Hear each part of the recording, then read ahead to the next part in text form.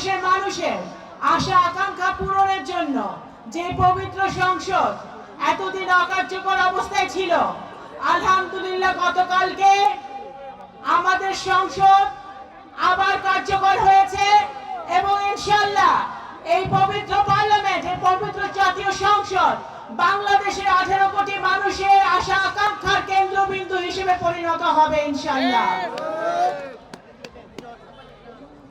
মাননীয় প্রধানমন্ত্রী সংসদ নেতা জনাব তারেক রহমান কালকে বলেছেন যে আমরা সকলে মিলে বিরোধী দল, সরকারি দল সহ বাংলাদেশের সকল পর্যায়ের মানুষ, নারী পুরুষ, ধর্ম বর্ণ নির্বিশেষে সকলে মিলে ঐক্যবদ্ধ হয়ে আমরা নতুন একটি বাংলাদেশ গড়ার লক্ষ্যে কাজ শুরু করেছি। সেই কাজ করতে গিয়ে আমাদের সকলের সহযোগিতার প্রয়োজন। আমি আজকে বিশেষভাবে স্মরণ করতে চাই দেশনেত্রী বেগম খালেদা জিয়া, যিনি 17 বছর ধরে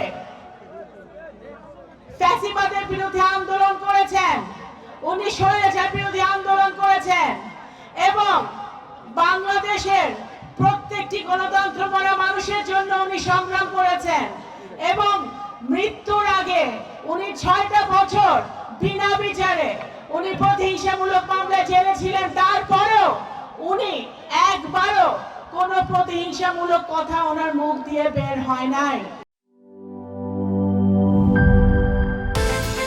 বিকাশ পেমেন্টে 10,000 টাকার বেশি অফার, শপিং চলছে তো।